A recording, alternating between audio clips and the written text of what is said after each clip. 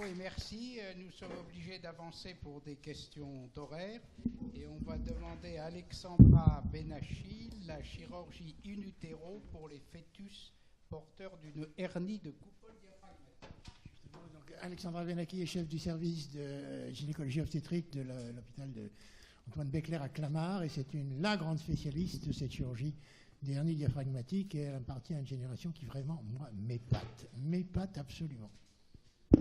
Merci beaucoup pour votre invitation. Donc, nous, on va parler de hernie de coupole et de son traitement in utero.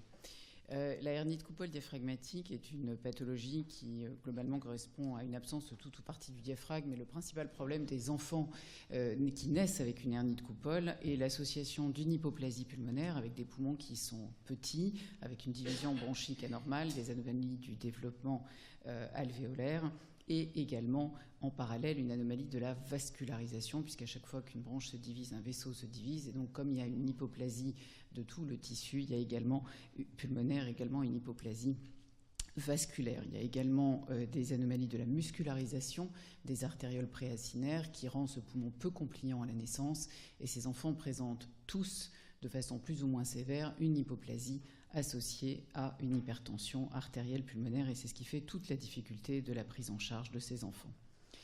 Que faire aujourd'hui lorsque l'on découvre une hernie de coupole diaphragmatique? Environ 80% des cas sont maintenant diagnostiqués en prénatal. On peut soit surveiller l'enfant. Alors bien sûr, on recherche s'il y a d'autres anomalies associées, on fait un cariotype, on fait une écho du cœur pour rechercher des anomalies cardiaques, on réalise une IRM et on discute avec les parents, avec les chirurgiens pédiatres, avec les réanimateurs. Et soit on propose un suivi de la grossesse jusqu'à l'accouchement, une prise en charge postnatale, soit dans certains cas, on peut discuter avec les parents une interruption médicale de grossesse parce que certains cas sont au-delà de toute ressource thérapeutique et les enfants vont décéder très rapidement dans la période prénatale. Et on peut, dans certains cas, on va le voir, proposer un traitement in utero.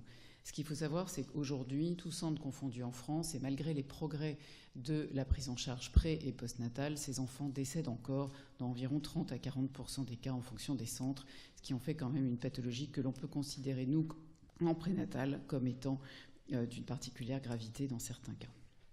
Alors, quand on va parler de pronostic, il faut évidemment évaluer le mieux possible le pronostic de ces enfants. Et donc, depuis 10 ans, on a fait beaucoup de progrès dans la prise en charge de ces fœtus avec des nouveaux modes d'évaluation, donc essentiellement échographique et IRM. Et donc, on a rédigé, dans le cadre du centre de référence pour les hernies de coupole diaphragmatique, un protocole de soins. Et quand on prend en charge une patiente avec un fœtus qui a une hernie, on doit réaliser chez l'enfant, chez le fœtus, toutes ces mesures pour évaluer correctement le pronostic. Donc on évalue d'abord le volume pulmonaire à partir de ce qu'on appelle le LHR, c'est Lung Overhead Ratio, qui est une évaluation du volume du poumon, parce que ça on sait bien faire, on sait évaluer le volume du poumon. Donc vous voyez ici sur une coupe 4 cavités cardiaque, on mesure le poumon controlatéral à la hernie, et en fait on rapporte ce volume au volume attendu pour la gestationnelle, on rend le résultat sous forme de LHR observé sur attendu. Et ce que vous devez retenir, c'est quand le LHR observé sur attendu est inférieur à 25%, ces enfants ont moins de 15% de chances de survie. Une autre mesure importante est la position du foie. Quand le foie est hernié dans le thorax, parce qu'on peut avoir des hernies avec du foie ou juste de l'estomac et du tube digestif, quand le foie est dans le thorax, le pronostic est également moins bon. Et on complète cette évaluation par une évaluation du volume pulmonaire à l'IRM. Pourquoi on rajoute l'IRM? Parce que l'IRM permet de mesurer le poumon homolatéral à la hernie que l'on ne voit pas à l'échographie pour une question de différence d'échogénicité entre le poumon en développement et le grêle. Donc on fait tous ces examens et on donne le pronostic au couple après discussion avec le chirurgien pédiatre et le réanimateur. Le LHR prédit non seulement la mortalité, mais également la morbidité. Et vous voyez que plus le LHR est bas, plus l'enfant aura besoin d'un patch à la naissance pour fermer le diaphragme, une durée d'oxygénation longue, une durée de ventilation longue, une nutrition parentérale longue et un séjour en unité de soins intensifs plus long. Ce qui veut dire que c'est des enfants qui présentent, dans les cas les plus sévères, une morbidité importante. Je vous demande de vous souvenir que plus l'enfant a un LHR bas, plus il y a de patch, parce que le patch est le principal facteur de morbidité à long terme à la naissance. Lorsqu'on est obligé de mettre un patch, c'est que probablement l'enfant va présenter une morbidité importante. Ça, je vais passer. Donc, juste pour montrer, pour évaluer la position du foie, parce que on a été beaucoup critiqué par les chirurgiens pédiatres qui nous disaient « Mais comment vous faites pour savoir si le foie a ascensionné ?» Avec notre équipe et Jacques Jany à Bruxelles, on a trouvé un petit truc, c'est plus l'estomac est haut sur la coupe 4 cavités, plus il y a de foie ascensionné. Voilà le foie en rouge. Ce qui se passe, c'est qu'aujourd'hui, quand une hernie de coupole est diagnostiquée chez un fœtus, quelque part en France, en fait, on n'a plus besoin de voir les coupes. Alors, bien sûr, on voit s'ils veulent venir, mais sinon, on demande à l'obstétricien de nous envoyer une coupe 4 cavités du fœtus sur lequel on mesure le LHR, on sait où est le foie, et en fonction, on peut discuter interruption dans certains cas, mais surtout proposition de chirurgie in utero, et on ne demande pas à la famille de faire la moitié de la France pour venir nous voir. Sur ces simples critères, on peut décider si on peut proposer ou pas la chirurgie in utero. Alors, on sait évaluer le volume pulmonaire. Notre problème, c'est l'évaluation de la fonction. Vous savez bien que la circulation pulmonaire n'est pas la même en pré et en postnatal. En prénatal, le poumon est rempli d'eau, le canal artériel est ouvert à plein débit, donc les résistances pulmonaires sont très importantes. Et donc, en fait, on est très mauvais pour prédire l'hypertension artérielle pulmonaire.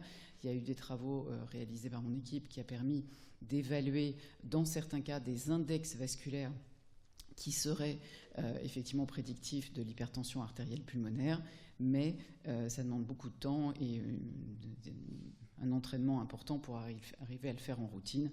Donc nous ne l'utilisons pas. Donc en gros, on sait vraiment bien estimer le volume, mais pas très bien l'hypertension artérielle pulmonaire. Donc on peut avoir des surprises pour certains enfants.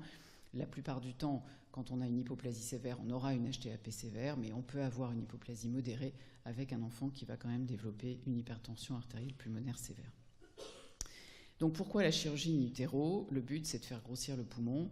Alors on imagine bien que quand on a un poumon qui est comme celui-là, vous imaginez bien qu'on ne va pas pouvoir faire des miracles. Et donc dans certains cas, on pourra faire ce qu'on veut, opérer cet enfant avant la naissance, mettre des ballonnets dans la trachée. Malheureusement, on ne va pas pouvoir faire survivre ces enfants. Mais on sait que quand il y a déjà un certain nombre de divisions bronchiques, on peut penser les améliorer en proposant la chirurgie in utero. Dans les années 90, l'équipe de Harrison et Frédéric Bargy en France ont tenté de faire une chirurgie in utero, donc selon la même procédure que vous a montré Jean-Marie Joannick tout à l'heure. On ouvrait c'est l'équipe américaine essentiellement qui ouvrait l'utérus, qui réparait le diaphragme, redescendait tous les viscères dans l'abdomen, refermait l'utérus. Le problème, c'est que toutes ces patientes accouchaient prématurément. Et l'autre problème également, c'est que je vous ai dit tout à l'heure que quand le foie était ascensionné, le pronostic n'était pas bon. Et ce qui se passait, c'est qu'in utero, à chaque fois que le foie était ramené dans la cavité abdominale, il y avait une plicature du ductus venosus et un décès de l'enfant. Et donc, ils ont fini par arrêter cette chirurgie pour les cas qui finalement étaient les plus sévères. Et donc, de façon pas très étonnante, l'essai randomisé réalisé par l'équipe de Harrison à San Francisco en 1997 a montré qu'il n'y avait pas de différence en termes de survie, de durée de ventilation et de durée d'hospitalisation chez les enfants qui avaient été traités in utero et ceux qui avaient été traités de façon expectative. Et c'est logique puisqu'en fait, ils traitaient les enfants de meilleur pronostic et que tous ces enfants naissaient prématurément. Donc cette technique a été arrêtée en 1997 et il fallait trouver autre chose. Autre chose, c'est Harrison qui a eu une intuition. Il a dessiné ce fœtus, cet utérus dans les années 90 en disant « ça c'est l'avenir, un jour on va y arriver, il faut après avec un simple fétoscope arriver à trouver une solution ». Par ailleurs, on savait que quand on réalisait une occlusion trachéale, c'est Josti Policar en 1948 qui ont démontré ceci, quand on lit la trachée in utero, on a un développement du poumon, puisque au cours du développement fœtal, il y a du liquide dans le poumon. Le poumon, ce liquide est sécrété par les pneumocytes de type 2, maintenu à une certaine pression, et à chaque fois que le fœtus a un petit mouvement respiratoire, la glotte s'ouvre et le liquide sort. Et c'est comme ça que le poumon grossit. Donc toute l'idée de la technique qu'on a mise au point, c'était de mettre un ballon dans la trachée, de façon à occlure la trachée de façon bien solide, pour que le poumon puisse grossir.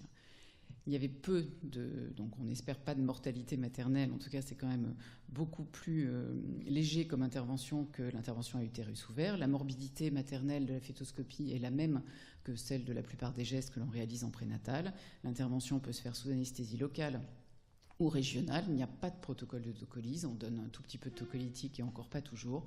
Et bien sûr, on ne greffe pas le pronostic obstétrical des patientes, ce qui n'est pas le cas malheureusement de toutes les chirurgies.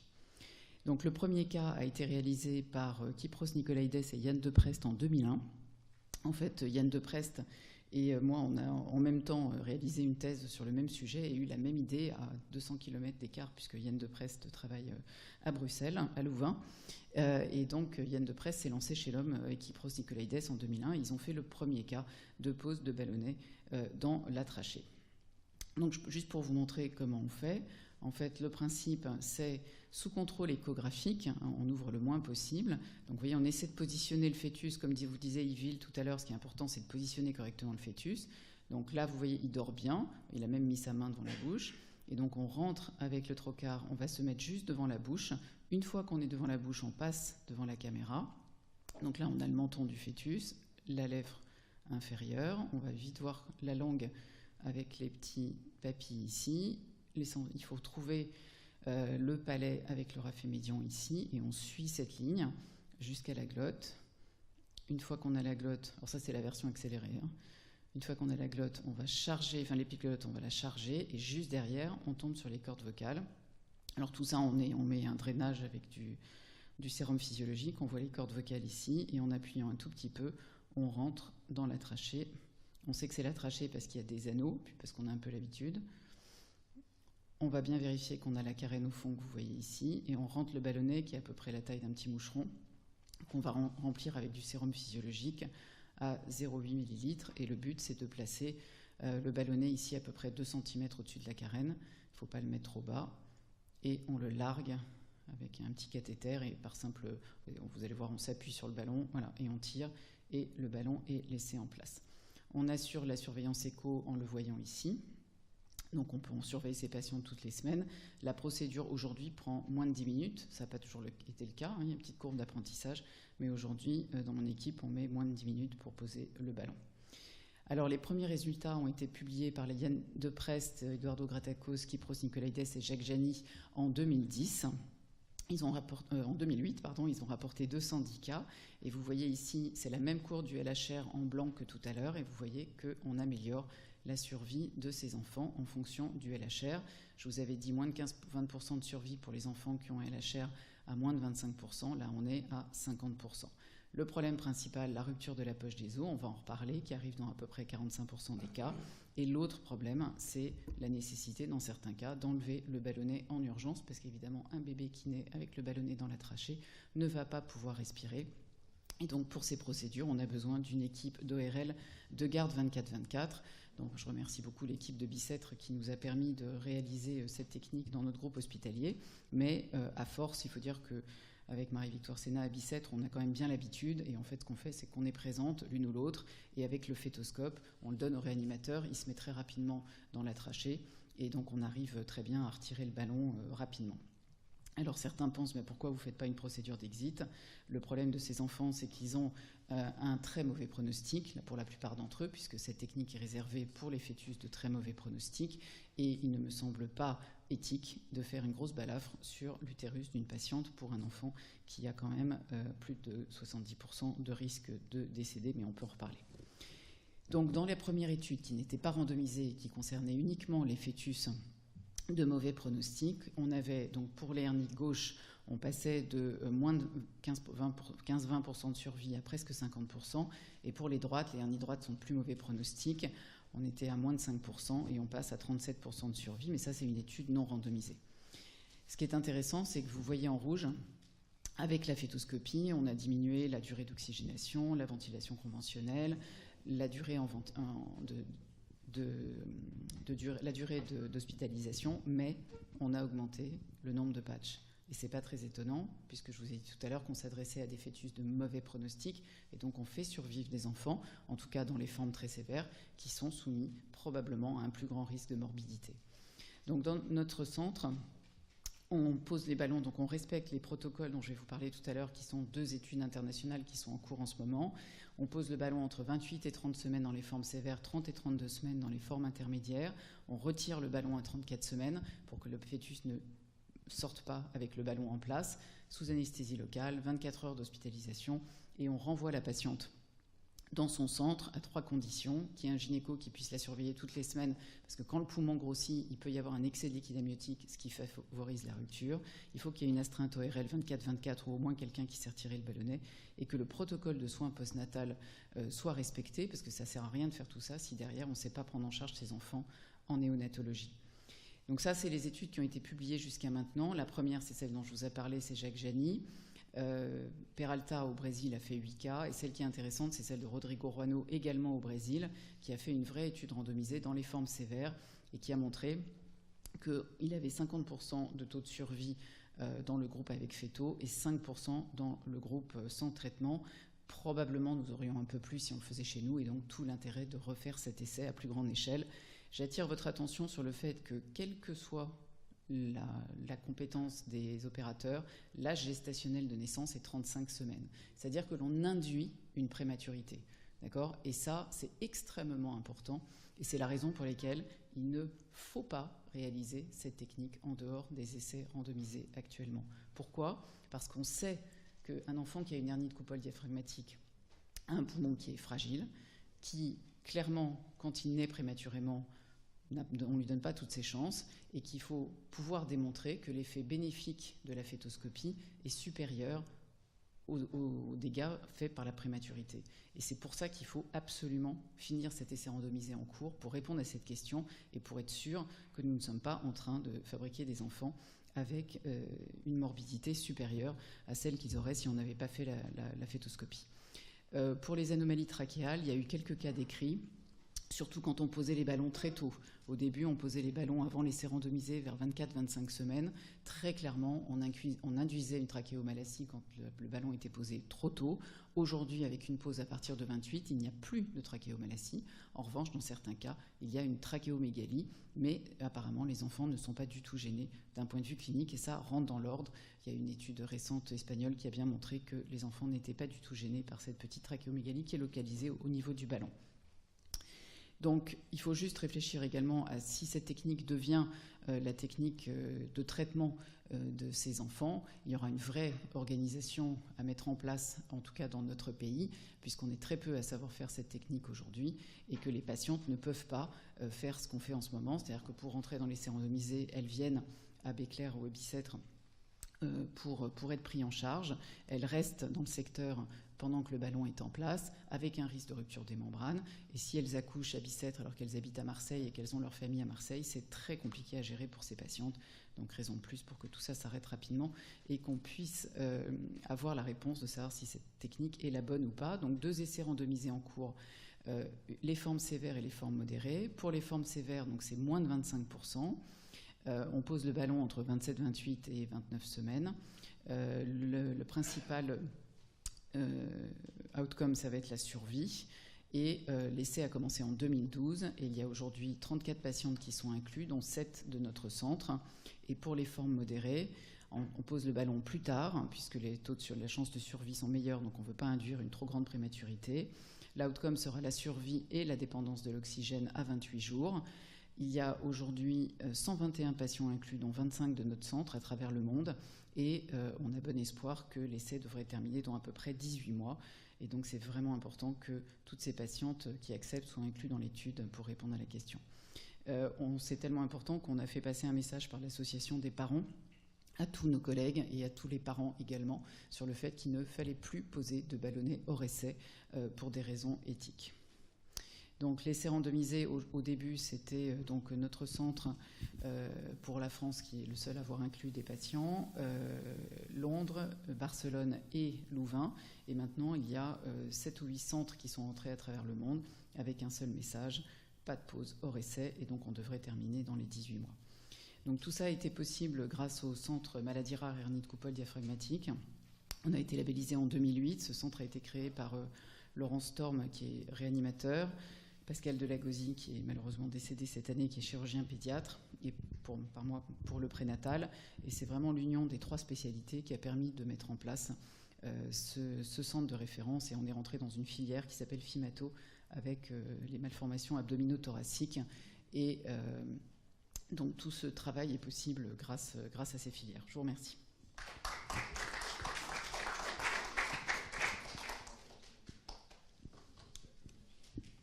Monsieur Pellerin, si vous voulez bien venir discuter.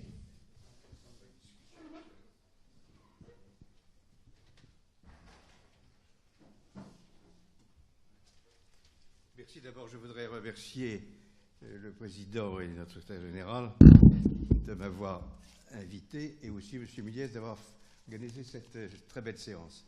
Comprenez bien que pour quelqu'un de mon âge et de ma génération, j'ai l'impression d'avoir fait un rêve et tout à coup de voir pour de vrai ce à quoi nous avons rêvé pendant 50 ans. Par conséquent, je me garderai bien d'avoir faire la moindre critique, la moindre remarque déplaisante pour qui que ce soit. Néanmoins, de tout ce que vous avez dit les uns et les autres, il ressort tout de même quelques points très positifs. Premièrement, très positif, c'est qu'il était urgent pour l'assistance publique de ne pas mettre plus d'un demi-siècle pour mettre à côté des enfants malades de la gynécologie obstétrique et pour regrouper les activités, puisque nous avons vécu pendant 40 ans sans maternité, sans gynécologue par conséquent, et que la chirurgie cardiaque ne se faisait, non pas, après un très modeste essai à Necker, se faisait à la ENEC et on transportait les malades. Bref, il a fallu 50 ans pour comprendre qu'il était absolument indispensable que la chirurgie des nouveau-nés soit immédiate, soit jointive avec les problèmes prénataux, enfin anténataux, périnataux, et que tout le monde travaille ensemble. Alors je vois avec plaisir que vous êtes dans la bonne voie. Avec tout de même une petite inquiétude. Est-ce qu'on peut se permettre, je le dis à Mme Benachi, dont j'admire bien entendu le magnifique travail, est-ce que finalement à Paris c'est très raisonnable qu'on en ait les hernies diaphragmatiques d'un côté et le reste ailleurs, enfin vous voyez ce que je veux dire. Donc c'est toujours le même problème. Et quand on dit qu'actuellement ce qui manque dans les groupes de diagnostic prénatal, c'est l'officialisation de la présence des chirurgiens pédiatres, je crois que ça ne signifie en aucun cas que tous les centres de diagnostic prénataux devront être habilités à prendre part à l'ensemble de ces novations et que je crois que, comme vous l'avez dit, ça ne peut être qu'un échelon très largement plurirégional, même pas, bon, peut-être pas national, mais plurirégional, et que par conséquent, plus il y aura de regroupements, plus vous arriverez à une efficacité. Il est certain que dire on n'a pas forcément d'ORL sous la main, voilà, il y a déjà une petite difficulté. Ça, c'est une première remarque. La seconde remarque est que à l'époque où nous n'avions pas du tout, bien sûr, tout ce que vous venez de montrer dont vous bénéficiez, nous étions extrêmement préoccupés de l'origine de ces malformations. Pourquoi est-ce qu'on a une hernie diaphragmatique? Pourquoi est-ce qu'on a une myéloméningocèle?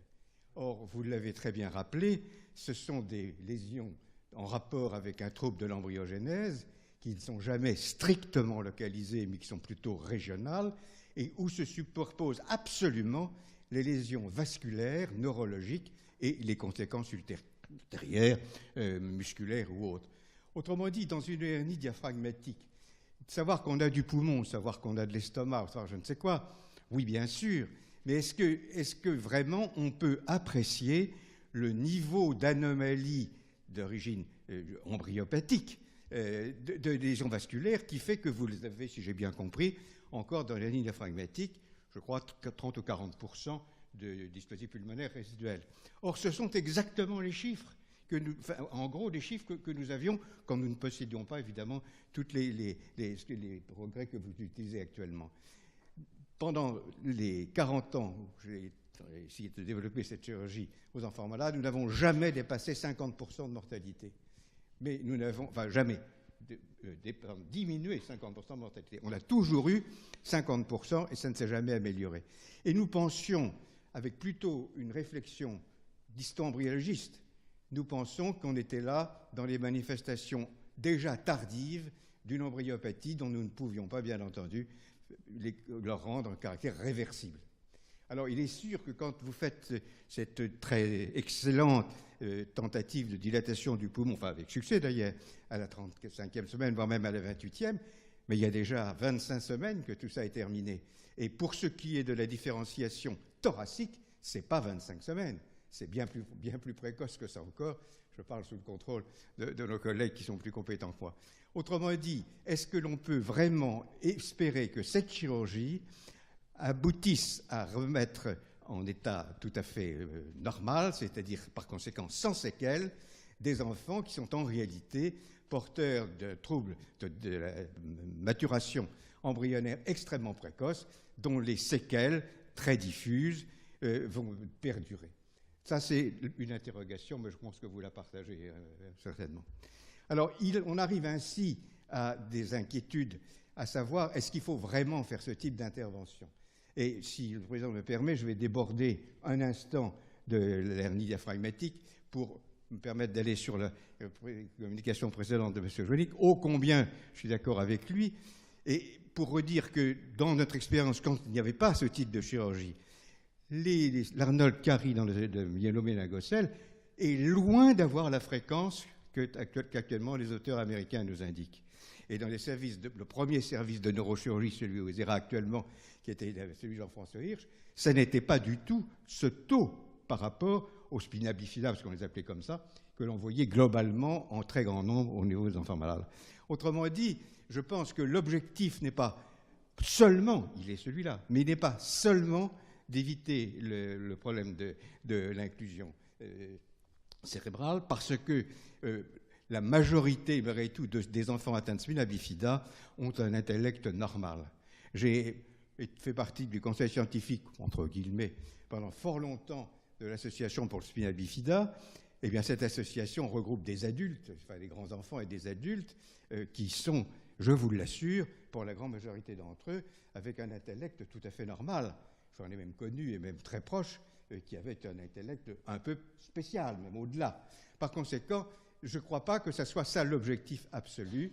Et l'objectif absolu, c'est malheureusement d'assurer pour les uns comme pour les autres, d'assurer une vie avec le minimum de séquelles fonctionnelles. Or, dans l'hernie diaphragmatique, la dysplasie pulmonaire est irréversible dans un nombre de cas dont vous avez abordé la proportion. Dans le myéloméningocèle, bien au-delà, c'est pas 1 an, c'est pas 2 ans, c'est pas 6 ans, bien au-delà de cela, les séquelles sphinctériennes, dont a parlé Jean Dubousset, les séquelles trophiques, les syndromes syringomyéliques qui apparaissent parfois à 30, 40, 50 ans, avec des maux perforants, avec des déformations secondaires. Tout ceci, bien entendu, on ne sait absolument pas si, parce qu'on a assuré la couverture, ces processus, qui est le processus, encore une fois, tout à fait précoce, et moi j'avais travaillé avec Mme Ledouarin et avec Thierry, et quand ils nous ont montré la crête d'oral et la migration de la fibronectine, beaucoup de choses se sont éclairées. Autrement dit, c'est là où il faut, je crois, porter la recherche sur le type un peu fondamental, sur l'origine de ces embryopathies.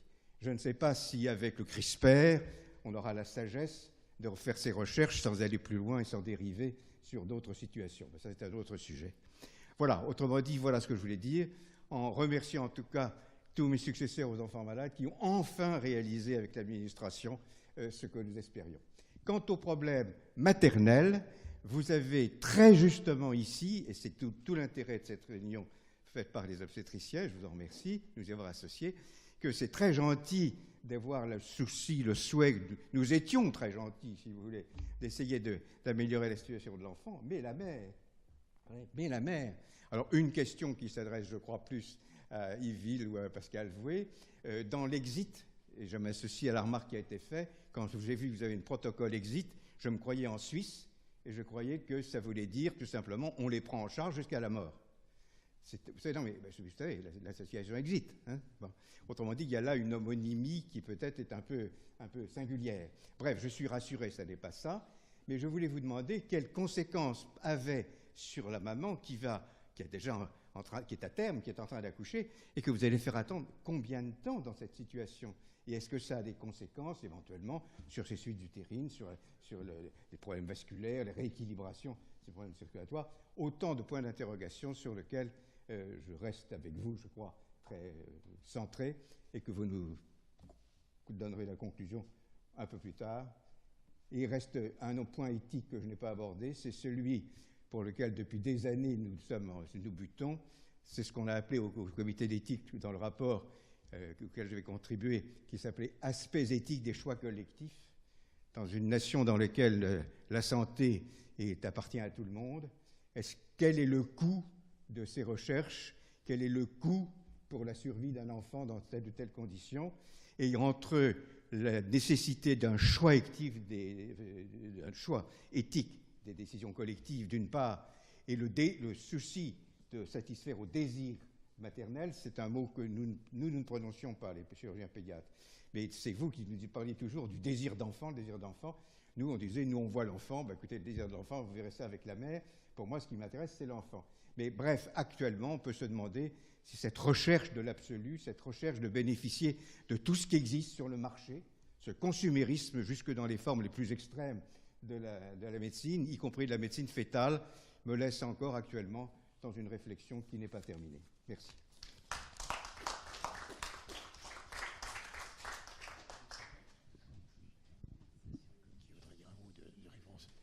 Allez-y, Alexandra.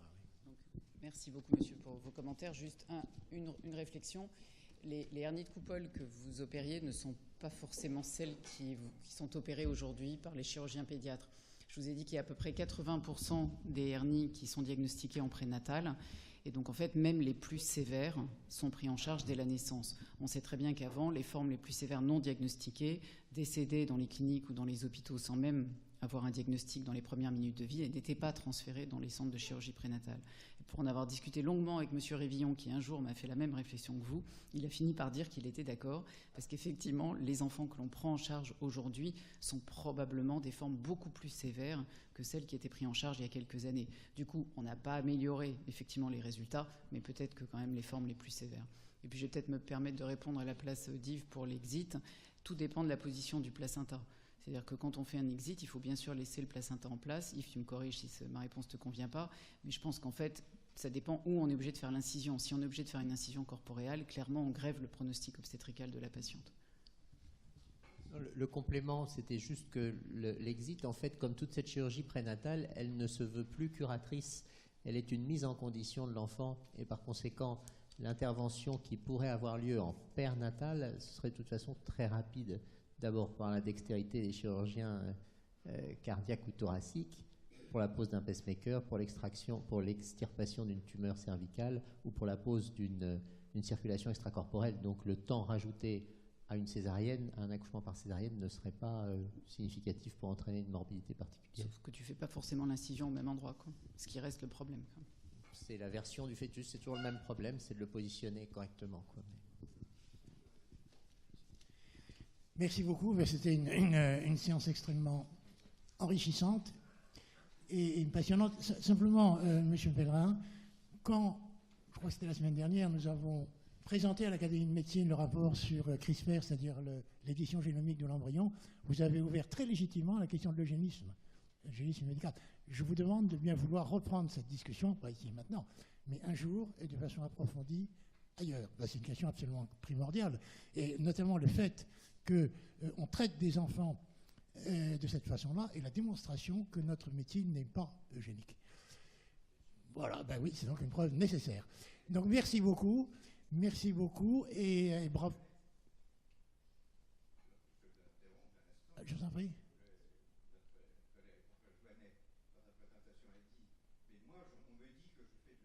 Oui, bien sûr. Bon.